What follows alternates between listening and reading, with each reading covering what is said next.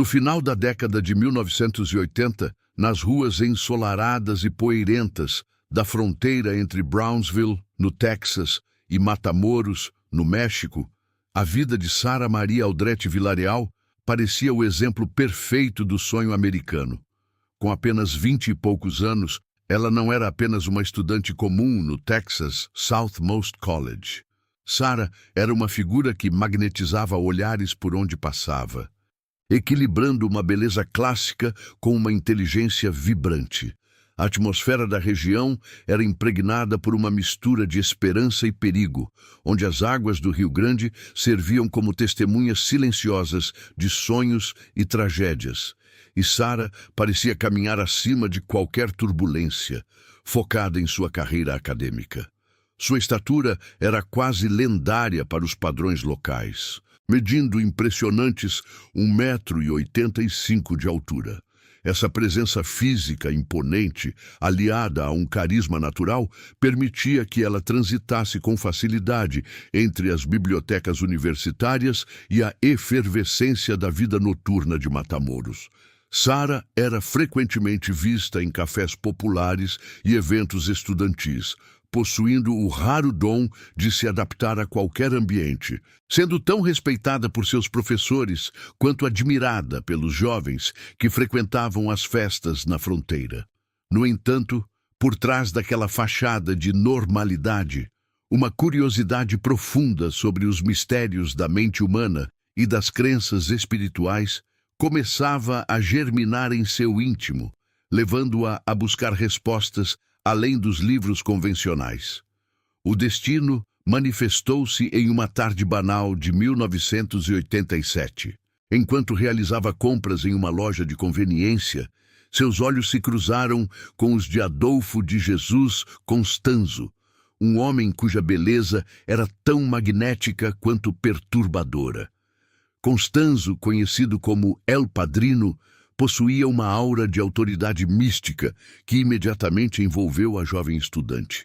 Não houve uma abordagem agressiva. O que ocorreu foi uma sedução intelectual e espiritual minuciosamente arquitetada. Adolfo percebeu em Sara o par perfeito para suas ambições. Uma mulher com a mente aberta para o ocultismo e uma imagem pública que serviria como o escudo ideal para suas atividades sombrias. Ele era jovem, carismático e falava com uma convicção que fazia o sobrenatural parecer algo palpável. Constanzo começou a alimentar o interesse de Sara por religiões de matriz africana, especificamente o Palo Mayombe, transformando o interesse acadêmico dela em uma obsessão pessoal.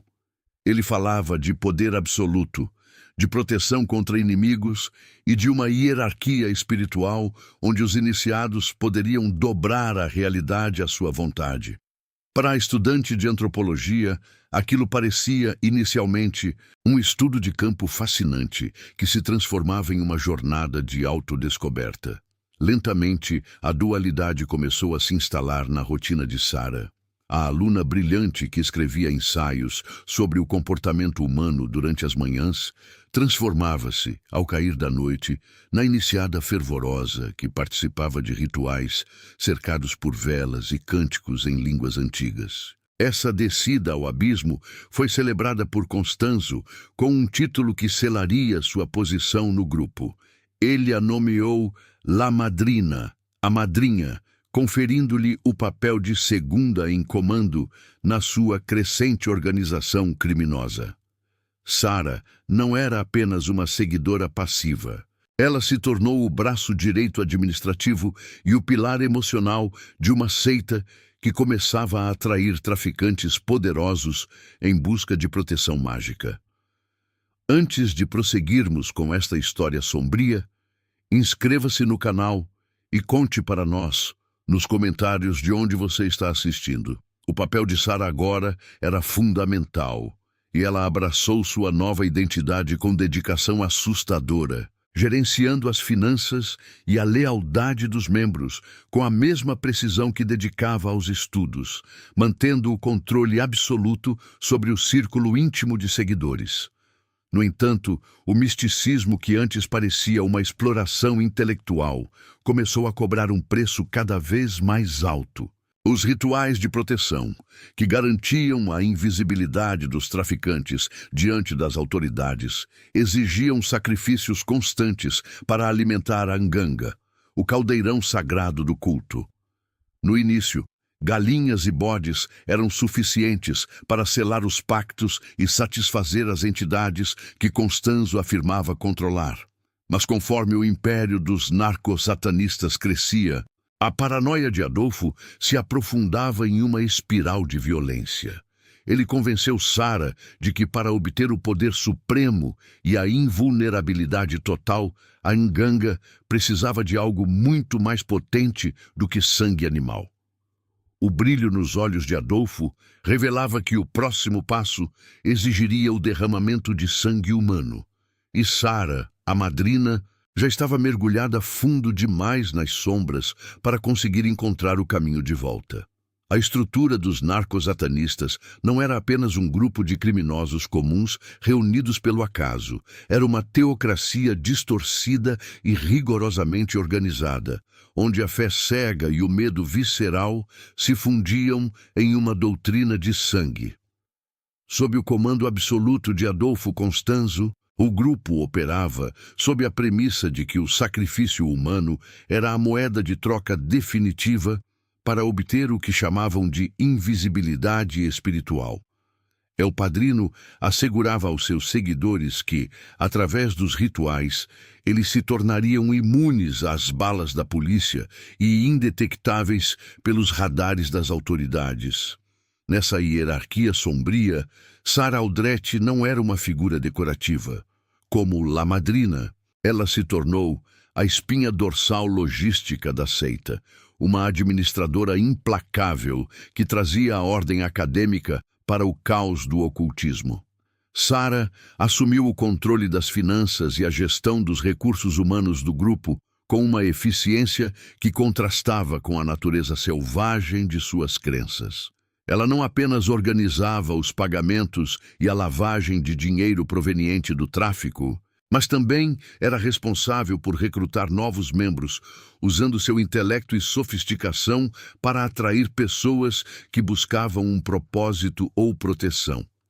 Enquanto Constanzo era a face mística e aterrorizante do culto, Sara era a mente estratégica que garantia que a organização funcionasse como uma empresa bem lubrificada.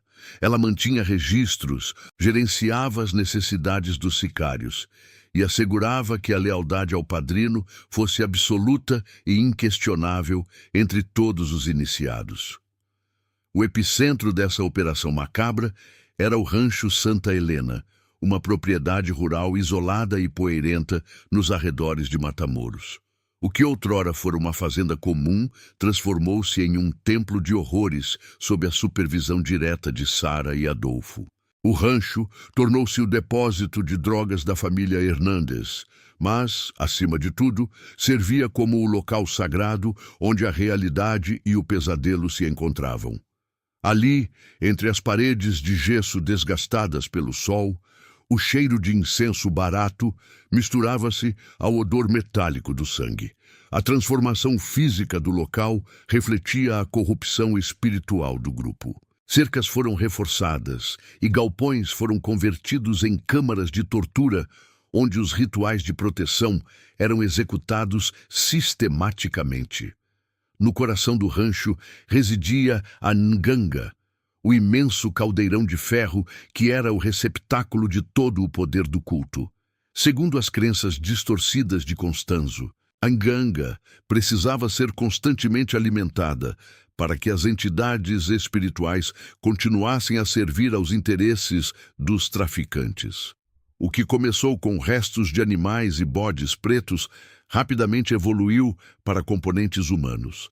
Sara observava e muitas vezes supervisionava a preparação desses rituais, onde cérebros humanos, sangue e ossos eram fervidos com ervas e moedas antigas. Ela acreditava que aquele caldeirão borbulhante era o nexo de sua força, a fonte da invulnerabilidade que permitia ao grupo operar com tamanha impunidade na fronteira. A embriaguez do poder começou a alterar a percepção de Sarah sobre a vida e a morte. O grupo sentia-se genuinamente intocável enquanto prestava serviços rituais para alguns dos cartéis de drogas mais poderosos e violentos da região. Os traficantes pagavam fortunas para serem limpos por Constanzo e pela madrina, acreditando que os sacrifícios humanos realizados no rancho Santa Helena eram a única garantia de sucesso em suas travessias perigosas. Para Sarah, o horror das cerimônias tornou-se rotina. A aluna brilhante de antropologia havia completado sua metamorfose. Ela já não era apenas uma observadora curiosa dos costumes populares, mas uma participante ativa que via o sofrimento das vítimas como um degrau necessário para a ascensão espiritual e material da seita. Psicologicamente, a evolução de Sarah foi marcada por uma calma glacial que assustava até os membros mais endurecidos do culto. Ela mantinha sua fachada de normalidade no Texas Southmost College durante o dia, mas ao cruzar a fronteira de volta para o México, assumia seu manto de sacerdotisa com uma naturalidade perturbadora. Essa dualidade alimentava sua sensação de superioridade. Ela se sentia parte de uma elite oculta que dominava segredos ancestrais. No entanto, a arrogância cega do grupo, alimentada pelos delírios de grandeza de Constanzo e pela eficiência administrativa de Sarah, os levou a acreditar que poderiam desafiar as leis de dois países sem consequências. Eles acreditavam que a Nganga exigia um sacrifício de pureza e força sem precedentes para atingir o próximo nível de poder. Essa busca obsessiva por uma vítima especial os fez abandonar a cautela que os mantivera seguros até então. Em março de 1989, durante a euforia do Spring Break, os olhos do culto voltaram-se para os jovens turistas americanos que inundavam a região.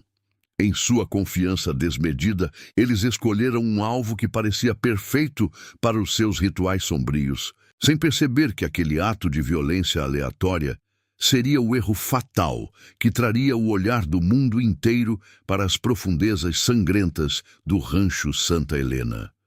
Março de 1989. O sol escaldante de Matamoros parecia ignorar as sombras que se alongavam nos becos da cidade fronteiriça. Era a época do Spring Break, quando milhares de estudantes universitários americanos cruzavam a ponte internacional para mergulhar em uma euforia de música, bebidas baratas e uma liberdade momentânea que a fronteira mexicana oferecia. Entre essa massa vibrante de jovens, Mark Kilroy, um estudante de medicina da Universidade do Texas, caminhava com a leveza de quem tinha o mundo inteiro aos seus pés. Ele era o exemplo perfeito do jovem promissor, atlético, inteligente e com um futuro brilhante pela frente. Ele não sabia, mas seus passos estavam sendo monitorados por olhos que não buscavam apenas sua carteira ou pertences, mas sim a sua essência. Para Adolfo Constanzo e Sarah Aldrete, Kilroy não era um ser humano, mas a peça final de um quebra-cabeça místico, o sacrifício de pureza absoluta que a Nganga exigia para elevar o culto a um estado de poder espiritual inatingível. O sequestro foi executado com uma precisão cirúrgica e uma audácia que beirava a insanidade. Em plena luz do dia, em uma rua movimentada de Matamoros, Mark foi interceptado e jogado para dentro de uma van escura em questão de segundos. O desaparecimento foi tão súbito que seus amigos, a princípio, acreditaram que ele apenas se perdera na multidão ou decidira voltar para o hotel por conta própria. No entanto, o que começou como uma preocupação juvenil rapidamente escalou para uma crise internacional de proporções gigantescas. A família Kilroy, influente e desesperada, não aceitou o silêncio ou a ineficiência das autoridades locais. Em poucos dias, a pressão direta do governo dos Estados Unidos forçou o FBI a cruzar a fronteira de forma colaborativa, colocando a polícia mexicana sob uma vigilância internacional sem precedentes. Cartazes com o rosto de Mark cobriam cada poste e vitrine de Matamoros, e a recompensa oferecida por informações sobre seu paradeiro tornou-se um lembrete constante de que o mundo inteiro estava assistindo. Enquanto o cerco se fechava do lado de fora, dentro dos limites poeirentos do Rancho Santa Helena, a atmosfera era de uma serenidade macabra. Sarah Aldrete, mantendo sua impecável máscara de normalidade acadêmica, alternava entre suas aulas no Texas Southmost College e a supervisão direta do cativeiro no rancho. Ela via Mark Kilroy não com piedade ou remorso, mas com a curiosidade fria de uma antropóloga observando um espécime raro em um ambiente controlado. Para ela, o sofrimento do jovem era uma necessidade ritualística fundamental, uma transmutação de energia que garantiria a sobrevivência e a invencibilidade do seu grupo perante os inimigos. As horas finais de Kilroy foram marcadas por um calvário silencioso que desafia a compreensão humana. Sob as ordens implacáveis de Adolfo e o olhar vigilante da madrina, o estudante foi submetido a ritos que buscavam extrair não apenas seu sangue, mas sua força vital, em uma tentativa desesperada de fortalecer os laços do culto com as forças sombrias que acreditavam servir fervorosamente. A polícia mexicana, no entanto, ainda tateava no escuro absoluto. Os investigadores focavam suas energias quase exclusivamente no submundo do tráfico de drogas convencional, convencidos de que Mark havia sido vítima de algum ajuste de contas violento entre cartéis rivais ou um sequestro para resgate que dera errado. Ninguém, nem mesmo os agentes mais cínicos e experientes, poderia imaginar que o desaparecimento estava intrinsecamente ligado a um sistema de crenças sobrenaturais e rituais de sangue. A busca parecia destinada ao fracasso total e ao arquivamento, até que a própria arrogância dos narcosatanistas traçou o caminho irreversível para sua própria ruína. A crença absoluta na invisibilidade espiritual que a nganga supostamente lhes conferia tornou os membros do grupo perigosamente imprudentes. O ponto de virada ocorreu de forma quase banal e inesperada. Durante uma blitz de rotina em uma estrada vicinal, policiais pararam uma caminhonete dirigida por Serafim Hernandes Garcia, um membro fiel do culto. Em vez de demonstrar o temor habitual de qualquer criminoso transportando cargas ilícitas, Serafim agiu com uma confiança surreal e desafiadora. Ele acreditava piamente que, graças aos rituais de proteção realizados por Sarah e Adolfo, ele era literalmente invisível aos olhos da lei e das autoridades. Quando os policiais ordenaram que ele parasse para uma inspeção, ele simplesmente ignorou a ordem e seguiu em frente, sorrindo para os agentes, certo de que eles não seriam capazes de detê-lo. Essa demonstração bizarra de desprezo pela autoridade levou a uma perseguição em alta velocidade que terminou diretamente nos portões enferrujados do Rancho Santa Helena. Ao entrarem na propriedade rural, os policiais esperavam encontrar depósitos ocultos de maconha ou cocaína escondidos entre as construções simples. O que encontraram, porém, foi um silêncio sepulcral que parecia emanar do solo seco e endurecido. O cheiro que pairava pesadamente no ar era uma mistura nauseante de enxofre, decomposição orgânica e incenso barato queimado.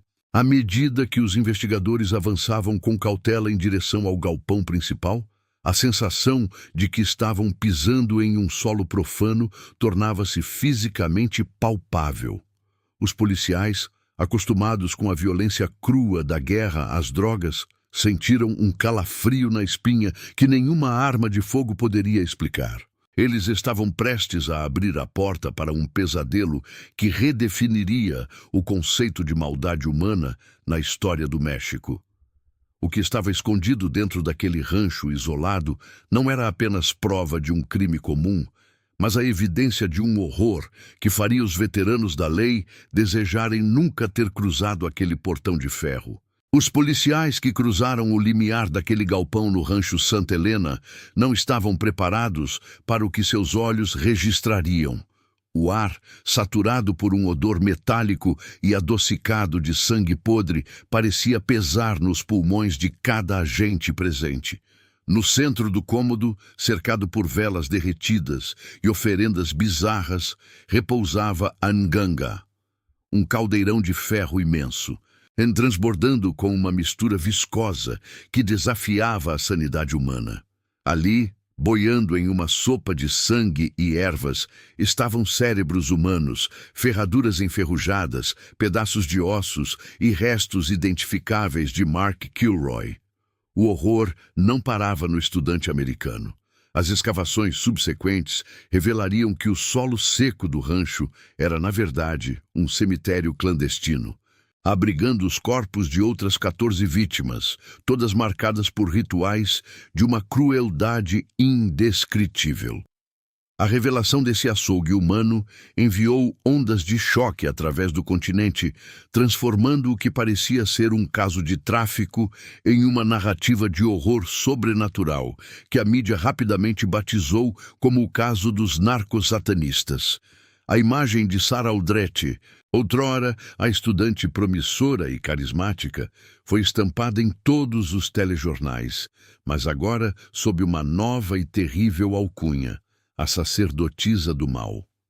Ela se tornou instantaneamente a mulher mais procurada da América Latina, uma figura que encarnava a dualidade mais perversa da psique humana. O contraste entre sua beleza e os detalhes escabrosos dos crimes cometidos sob sua supervisão gerou um fascínio mórbido nas massas.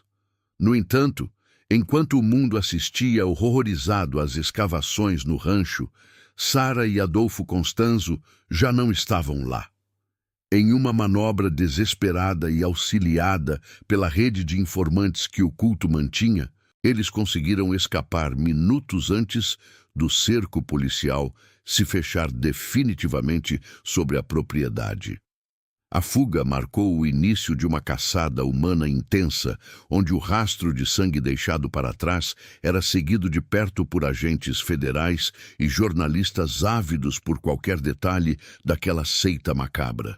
Durante os dias de fuga incerta e tensa, um episódio singular começaria a moldar a futura defesa estratégica de Sarah.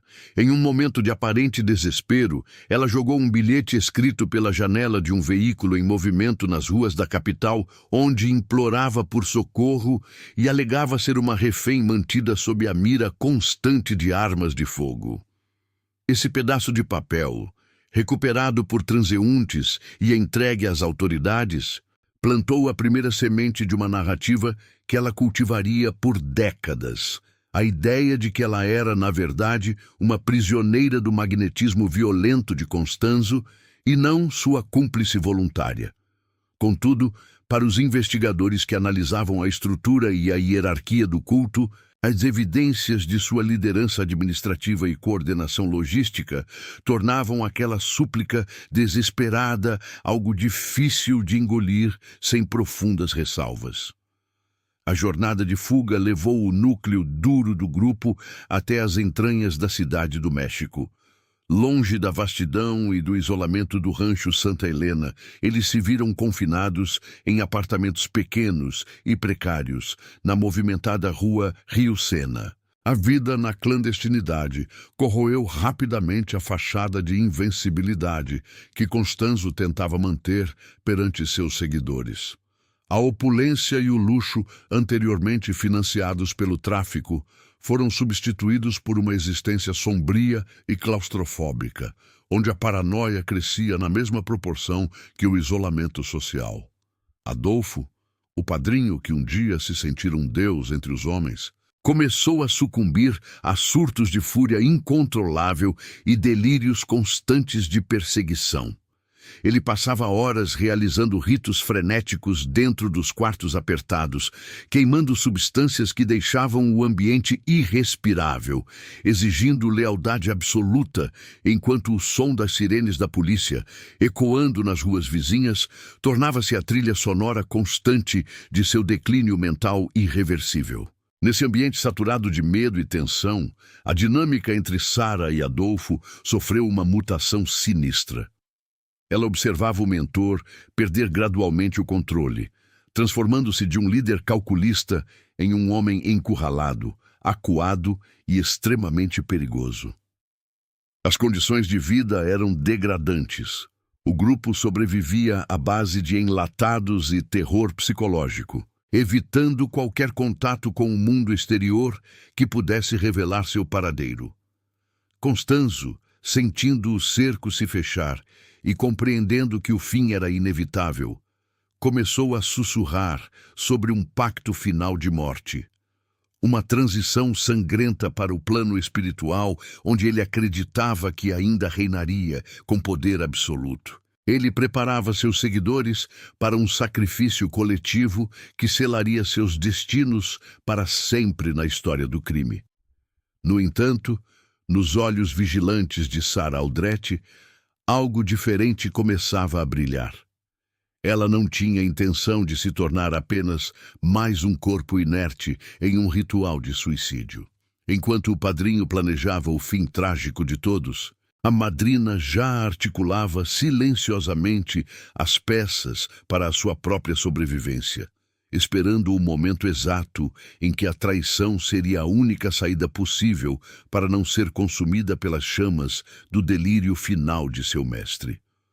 O destino, implacável e silencioso, começou a fechar o cerco definitivo sobre o número 1448 da rua Rio Sena, no coração pulsante da cidade do México, o que delatou o esconderijo dos criminosos mais procurados do continente não foi um ritual místico ou uma visão sobrenatural, mas algo terrivelmente mundano e humano: o consumo excessivo de mantimentos. Os vizinhos daquela região movimentada estranharam a quantidade industrial de comida e produtos de limpeza que entravam em um apartamento supostamente ocupado por poucas pessoas, e o rastreio das autoridades logo convergiu para aquele endereço específico. Em 6 de maio de 1989, a calmaria urbana foi estilhaçada. Centenas de policiais cercaram o prédio, transformando a vizinhança em uma zona de guerra iminente, com atiradores de elite posicionados nos telhados adjacentes. Lá dentro, o ar era denso, saturado pelo medo e pelo cheiro de incenso barato misturado ao aroma metálico de munição acumulada. Adolfo Constanzo, ao perceber que as sirenes não eram apenas um ruído de fundo, mas o arauto de sua queda inevitável, entrou em um estado de fúria maníaca que beirava o êxtase religioso. O confronto começou com um gesto bizarro de desprezo. Constanzo, em um delírio de onipotência, começou a arremessar maços de dólares pela janela, enquanto abria fogo frenético contra os agentes na rua. O tiroteio que se seguiu foi feroz e implacável. O som dos disparos de fuzis automáticos ecoava pelos corredores estreitos do edifício de apartamentos, criando um ambiente de puro caos, onde a vida humana valia menos que o metal das balas que perfuravam as paredes. Sarah Aldrete, encolhida em meio ao terror e à fumaça de pólvora, testemunhava o colapso final do império de sangue que ela própria ajudara a administrar com mão de ferro. Enquanto as balas policiais ricocheteavam nos móveis, a fachada de invencibilidade do padrinho desmoronava. Quando a munição começou a escassear e a invasão tática se tornou uma questão de minutos, Adolfo tomou sua decisão final, uma última ordem que selaria o destino trágico de seu círculo íntimo. Ele não aceitaria a humilhação das algemas ou a derrota perante a justiça dos homens. Constanzo ordenou que Álvaro de León Valdez, o seguidor conhecido como El Dubai, descarregasse uma metralhadora contra ele e seu amante mais fiel, Martim Quintana, dentro de um armário apertado. Foi um ato de execução assistida, um sacrifício final para preservar seu suposto poder e evitar o julgamento terreno. Em meio a gritos abafados e o estampido seco das rajadas finais, o líder dos narcosatanistas tombou sem vida, pondo fim a um reinado de terror que havia deixado um rastro de mortes rituais e mistério pela fronteira. Com a morte de seu mentor, o silêncio que se seguiu no apartamento foi quase mais aterrorizante e pesado do que o ruído ensurdecedor das balas anteriores. Foi nesse vácuo de autoridade que Sara Aldrete tomou a decisão que definiria o restante de sua existência.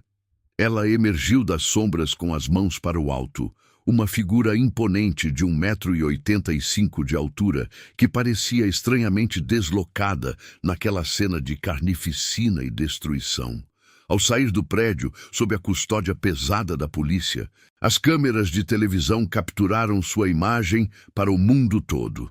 Não havia em seu rosto o olhar de uma lunática descontrolada ou de uma fanática em transe, mas sim uma expressão de calma glacial, quase estudada, que desafiava a lógica da situação extrema.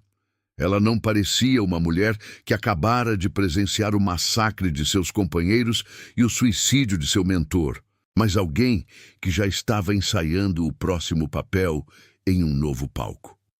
A prisão de La Madrina foi o evento midiático do ano.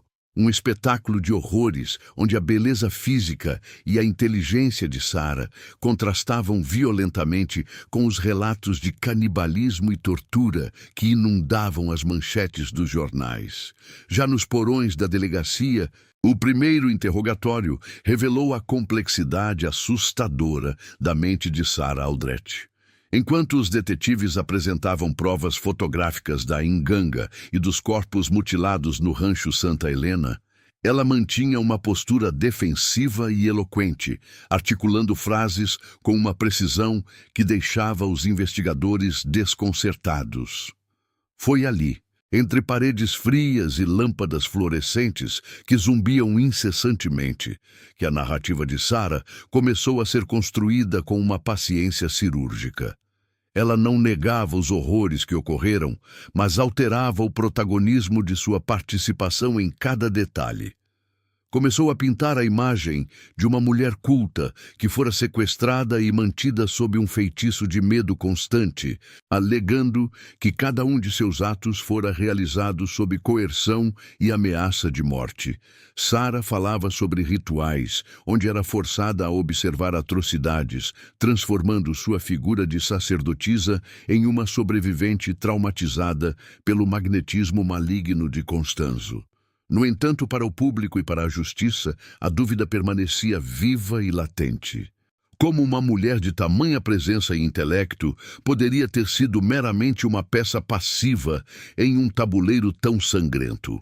O mundo a via como um monstro implacável, mas Sara estava determinada a provar que era a maior vítima do padrinho, lançando as bases para uma batalha jurídica que testaria os limites da verdade e da manipulação psicológica nas décadas seguintes. O julgamento de Sara Aldrete não foi meramente um procedimento jurídico, mas um espetáculo midiático que paralisou as comunicações entre o México e os Estados Unidos.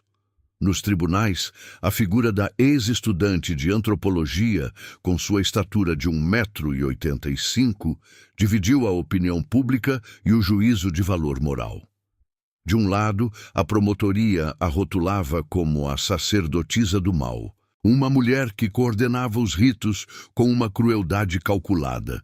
Já a defesa tentava pintar o retrato de uma jovem brilhante vítima de lavagem cerebral, capturada pelo magnetismo violento de Adolfo Constanzo. Era o embate entre a imagem da cúmplice sanguinária e a da refém psicológica, em um duelo onde a verdade parecia oculta sob camadas de terror. As provas apresentadas foram devastadoras. Testemunhas descreveram Sara circulando livremente pelo rancho Santa Helena, participando dos rituais e supervisionando a alimentação da nganga, o caldeirão sagrado que exigia o sofrimento das vítimas para gerar proteção espiritual aos traficantes. A conexão com o destino trágico de Mark Kilroy foi o ponto final no seu caminho de impunidade. Embora ela alegasse que nunca empunhara a faca, a justiça entendeu que sua gestão logística dentro do grupo a tornava responsável por cada atrocidade e mutilação ritual no deserto. A dualidade de Sara, que mantinha notas altas na faculdade enquanto o sangue era derramado em Matamoros, foi interpretada como a prova definitiva de uma psicopatia funcional e perigosa. Condenada a centenas de anos de prisão, uma pena simbólica que refletia a magnitude dos crimes, Sara viu seu futuro ser trancafiado atrás de grades de aço e concreto frio.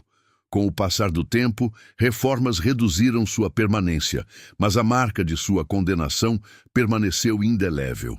No cárcere, a madrina não se deixou apagar. Ela se transformou em uma figura de influência na prisão de Tepepan, refinando seu discurso diante das câmeras. Foi ali que escreveu sua autobiografia intitulada Me Dicen la Madrina, uma obra onde reconta sua versão dos fatos, reforçando a tese de sua inocência e de seu suposto martírio nas mãos de Constanzo. A vida atrás das grades tornou-se um novo palco. Sara passou a se dedicar a artes manuais e à escrita, mantendo uma aura de sofisticação e calma estudada que contrastava com o ambiente hostil. Mesmo após décadas, o mistério sobre sua verdadeira natureza continua a alimentar debates. Teria sido ela uma mulher quebrada pelo medo ou uma parceira ambiciosa que encontrou no ocultismo o caminho para o poder? A falta de um arrependimento público genuíno deixa essa pergunta sem resposta, pairando sobre a memória daqueles que pereceram no rancho Santa Helena. O legado de horror deixado pelos narcosatanistas alterou a percepção de segurança na fronteira e gerou um trauma coletivo que ainda assombra a cultura popular. A história de Sara Aldrete serve como um lembrete de como a inteligência e o carisma podem ser distorcidos para propósitos sombrios. O caso de Mark Kilroy e das outras vítimas de Matamoros permanece como uma ferida aberta na consciência de duas nações, testemunho da escuridão humana quando a fé se mistura à barbárie. A imagem da madrina, agora envelhecida, mas altiva, é o rosto de um enigma que a justiça tentou resolver, mas que a psicologia talvez nunca explique totalmente. Hoje, Sara Aldrete permanece como uma das prisioneiras mais famosas do México, clamando por uma liberdade que muitos acreditam que ela não deve ter. Enquanto caminha pelos pátios da prisão, as sombras do rancho Santa Helena a seguem como fantasmas de um passado que se recusa a ser esquecido. Sua trajetória não representa um ponto final, mas uma reticência amarga. Ela é a sobrevivente de um pacto de morte ritualístico que deveria ter consumido a todos, mas que a deixou viva para contar sua própria versão. Sacerdotisa ou vítima, Sara é o último elo de uma corrente de sangue que marcou o final do século XX com o estigma do terror. As vozes do rancho silenciaram, mas o eco de seus crimes continua a ressoar. Lembrando que os monstros mais perigosos caminham com o rosto da normalidade acadêmica e charme manipulador.